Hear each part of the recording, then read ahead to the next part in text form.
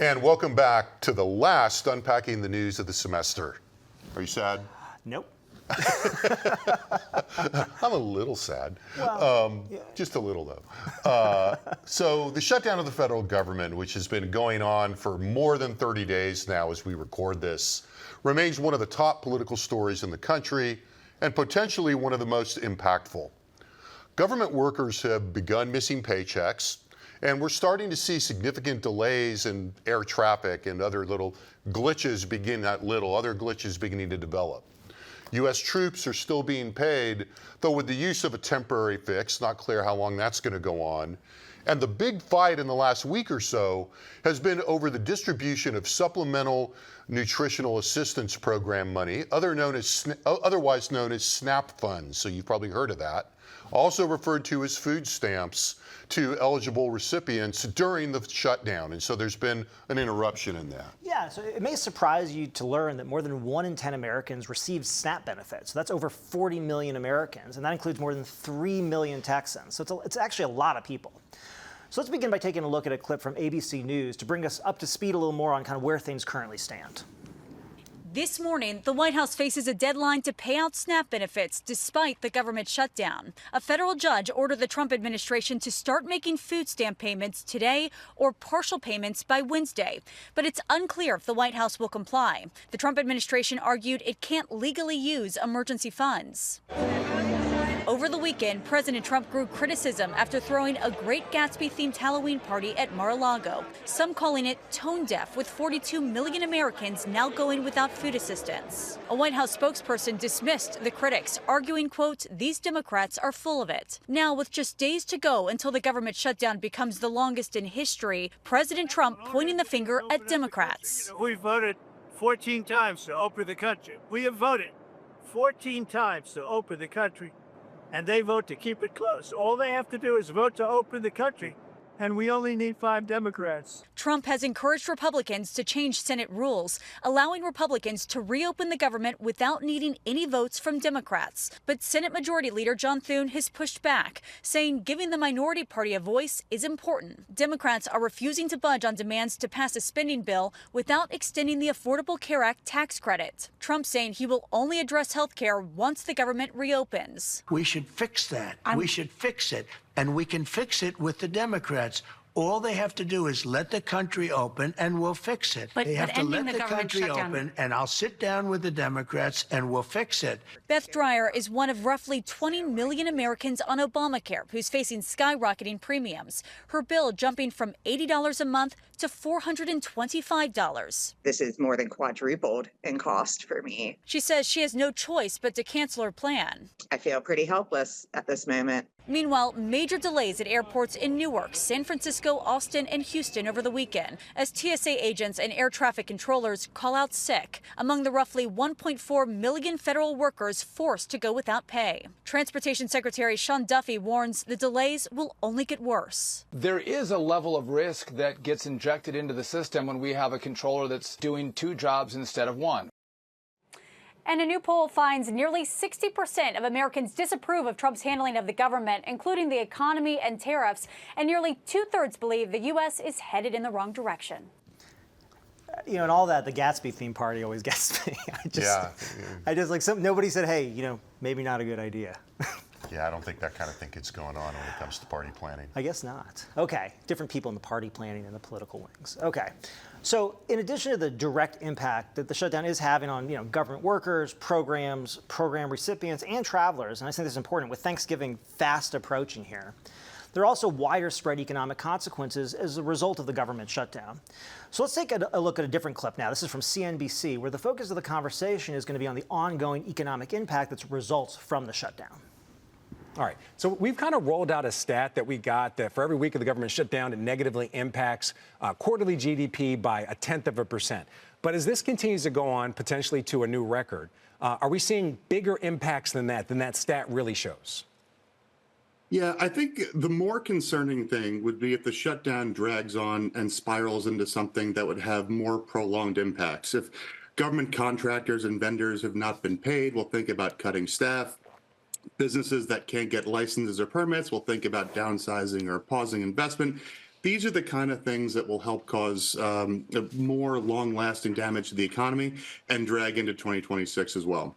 All right, it looks like we're going to get a resolution to the SNAP benefits that impact just about 12% of all Americans. It's a lot of people. Also, those SNAP benefits, for every dollar spent, there's about $1.50 of economic impact. So without those going out or until those going out, there is some economic impact there. But I think the Affordable Care Act marketplace premiums, that could be a real issue. I mean, increasing by 114%, that would certainly take away a lot of discretionary income. How do you see that impacting not only the economy, but the markets?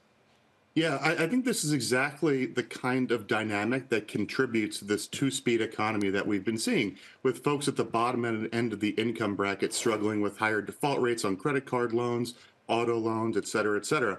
On the other end of the spectrum, you have high earners, and especially those that have accumulated assets, still spending at a pretty good clip. And I expect this dynamic to continue. I think the Fed's going to continue to cut, and the combination of lower rates and higher inflation should help to ease financial conditions even further, adding even more fuel to a market that's already running pretty hot in my view. And I think this risks stoking inflation even further. And inflation is a stealth tax that disproportionately harms lower incomes individuals. And I'm fearful that we're going to see a reacceleration of inflation into 2026. So he said a lot there, but let's try to pack this in a little bit tighter here. Sounds bad the way he's talking about Well, it. yeah, I was going to say they found an economist. Okay. So, in short, what this discussion is teasing out is the ways in which the government shutdown impacts the broader economy, right? So the government puts a lot of money into the economy, right? And while the initial focus of the shutdown, at least the coverage of it, tends to be on those directly affected, what a lot of people fail to realize is this multiplicative impact that federal spending has on the broader economy. So the government pays a lot of money directly to government employees, but also to individuals, like with those SNAP benefits. But it also pays a lot of money to businesses that carry out activities that the government wants to be carried out. Now, in all these cases, not paying that money impacts the economy negatively. A business that relies on a government contract may not hire more workers, or they may reduce their current workforce. And without those funds, they're going to spend less money with other businesses while they await the release of those government funds. So you can see how there's something of a cascade effect here. Government spending stimulates a lot of secondary follow-up economic activity. That's why we call that spending multiplicative in that segment. Now, the same goes for payments directed to individuals who receive sort of direct government assistance. In most instances, these recipients qualify for these programs on account of their low incomes. So as a result, they spend all or almost all of this money that's given to them, which in turn circulates throughout the economy in a similar fashion as described above. They're not hoarding this money in any way, shape, or form. So when the federal government isn't spending nearly as much money as it usually does, it eventually results in a negative impact on the wider economy, which is what they were starting to tease out in that discussion.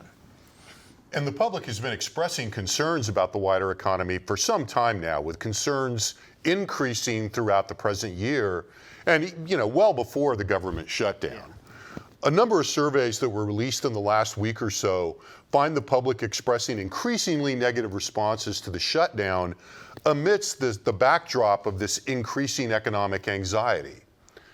And while slightly over a year away still, this overall state of affairs, the government shutdown, blame for the shutdown, the wider economic impact, and an already anxious electorate, is leading a lot of political analysts to question, think about, or otherwise opine on the impact that the shutdown and that these increasingly negative evaluations of the economy might have on the 2026 election. So we're going to join in on that. Now, before turning to Texas, let's watch a brief rundown of some national polling results from the CBS News poll discussed by Anthony Salvato on Face the Nation. So let's roll, Tony.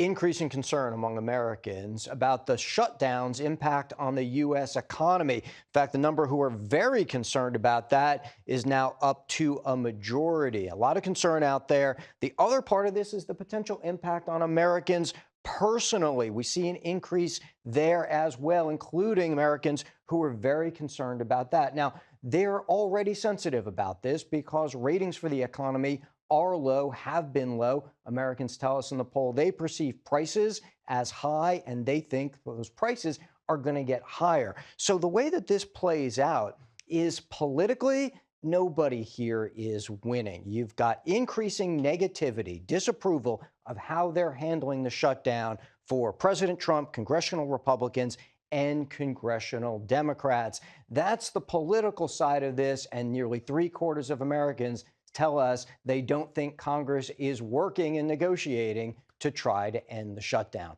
That's the latest from the CBS News poll. I'm Anthony Salvanto. Now, if you're following the styles of polling pundits on TV, you'll notice Salvato and Kornacki, who we saw 2 weeks ago, very different presentation styles, very different sartorial approaches. Media criticism. Yeah, I'm still a Kornacki guy, I think. So, anyway, these are pretty now.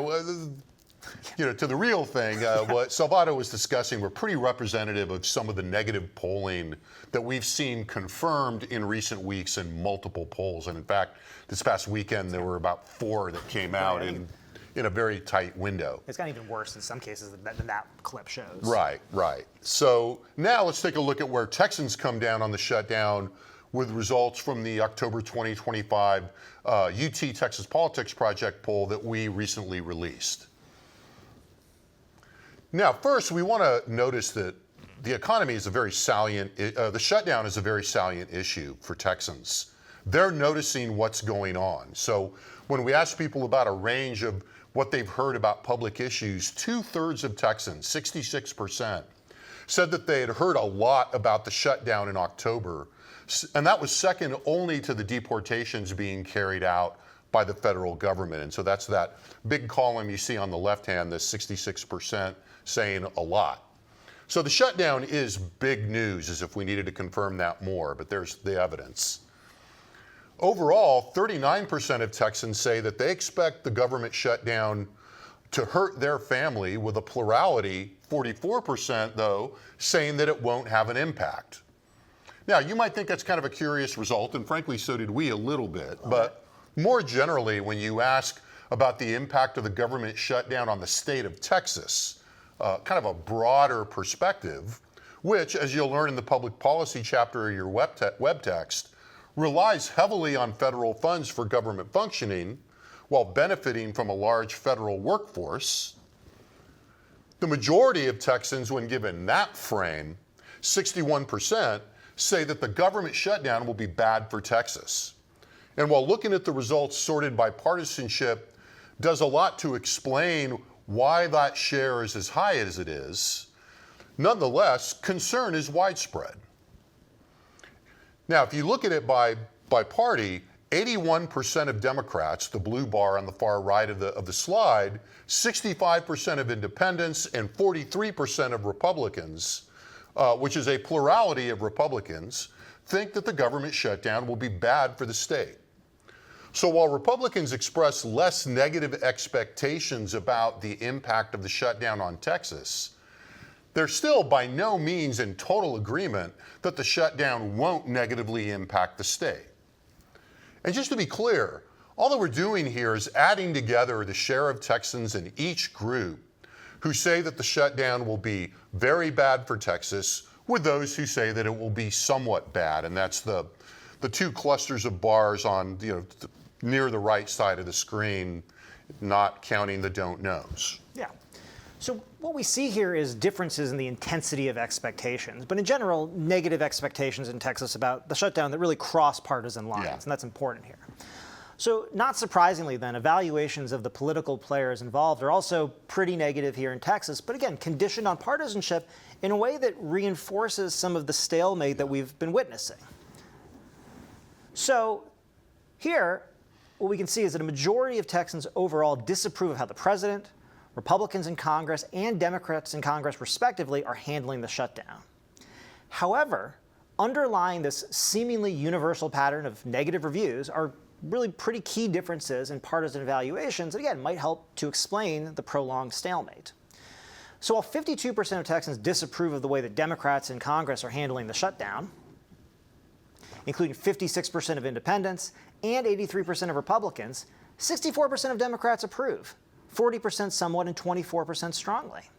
And while 50% of Texans disapprove of the way Republicans in Congress are handling the shutdown, including 91% of Democrats and 58% of independents, 73% of Republicans approve, with nearly equal shares approving somewhat and approving strongly. Now, overall, 51% of Texans said they disapprove of the job that the president is doing handling the shutdown. Now, this includes 92% of Democrats and 60% of independents, but 76% of Republicans approve, with a majority, 55%, approving strongly.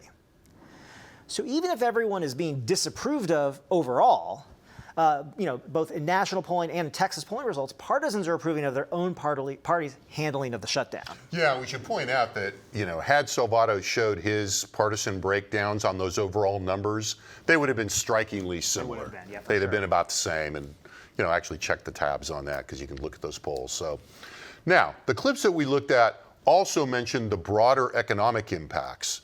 And some of the polling that was mentioned emphasized the fact that this shutdown is taking place in an economy that's already an area of concern for many Americans. The UT poll also found significant economic concerns about the state of the economy within Texas. So if you look at this slide, and it's a little daunting. Yeah. Here we can see that in October, a plurality, and that's on the far right of the slide, a plurality of Texas voters, 43%, said that their family is doing worse economically compared to a year ago. Now, as you can see from that green line, which is the worse off, this represents a consistent increase over the course of 2025. So if you just follow the last few data points there, it moves from 33% in February up to 37% in April and June, to 40% in August, and now 43% in October. None of those increases are really big in and of themselves, but if you follow that line, you see it's a steady increase. It's a clear trend. Which is our friend. Trend is our friend. Asked about the level of concern regarding a somewhat long list of potential economic concerns, 2/3, 66%, said that they were extremely concerned about the price of food and consumer goods.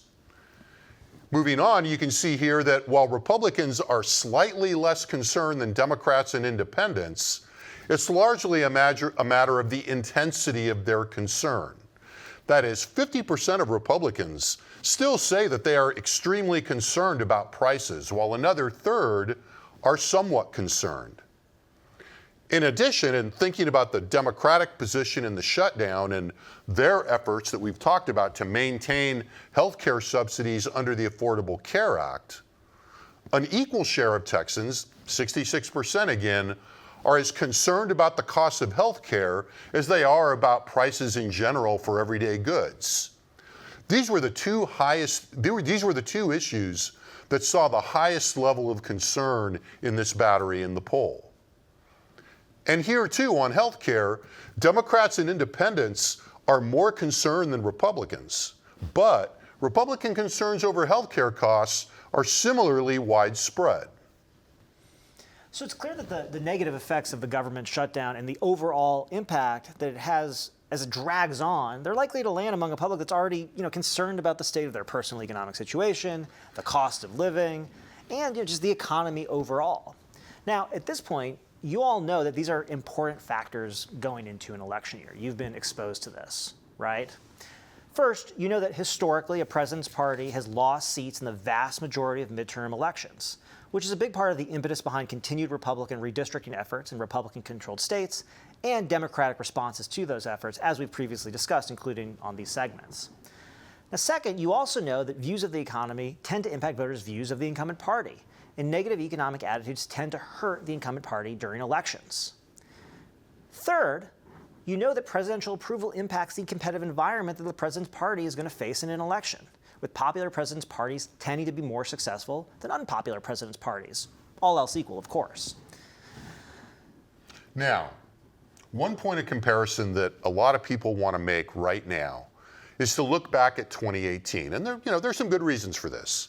The simple case for this comparison is that it was Donald Trump's last midterm election in his first term, and that year, Democrats gained a net total of 41 seats in the U.S. House and 12 seats in the Texas legislature. Now, in that election, Beto O'Rourke, the Democratic nominee for U.S. Senate, lost to the incumbent Republican Senator, Ted Cruz, by just over 200,000 votes. A razor-thin margin, a comfortable state for Republicans, Texas. That's what I meant to say. So 1 year out from the election, how does the environment in 2025 for the 2026 election compare to 2017 for 2018? Well, Donald Trump finds himself in a similar, if slightly less favorable position in October 2025 compared to October 2017, 1 year out from the midterm elections. Now, views of the national economy, however, are significantly worse, with 53% of Texans saying that the national economy is worse off today, compared to only 22% who said the same in 2017. It's a big gap.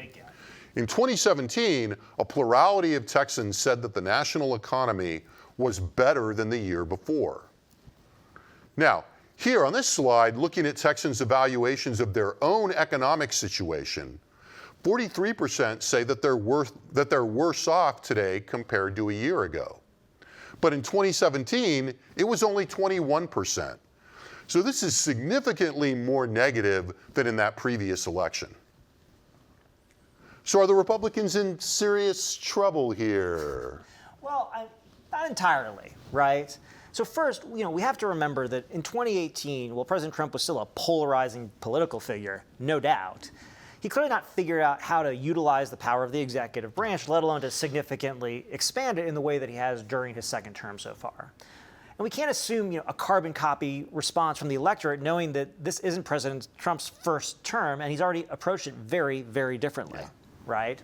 So despite these negative evaluations of Democrats and increasingly independent voters, the president still maintains overwhelmingly high approval ratings among his own partisans, among Republican voters. He's hanging on to Republicans. He's hanging on.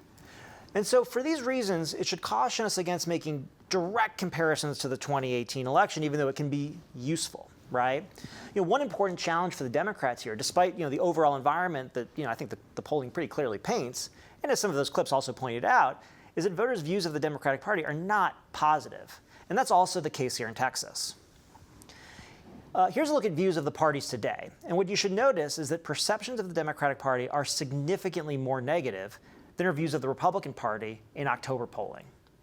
So here we can see only 31% of Texans hold a favorable view of the Democrats, compared to 38% for the Republican Party, with unfavorable views of the Democratic Party 3 points more negative than views of the Republican Party. But what's really notable here is that while Republican voters in Texas maintain a pretty favorable view of their own party, both overall and historically, as represented by the red line in this graphic, which shows the share of Republicans who hold a favorable view of their own party, what we find is Democrats don't show nearly the same degree of enthusiasm. So here, we have 80% of Republicans with a favorable view of the Republican Party. But for Democrats, asked about their views of their own party, only 69% expressed a favorable view in October, that blue line, 1 year out from the election. So on the one hand, this is overcomable, in that Democratic politicians need to convince Democratic voters to like the Democratic Party, which, though actually harder than it sounds, is probably easier than improving their standing with groups who we think might be less amenable to the Democratic message, Democratic candidates, and overall just these efforts.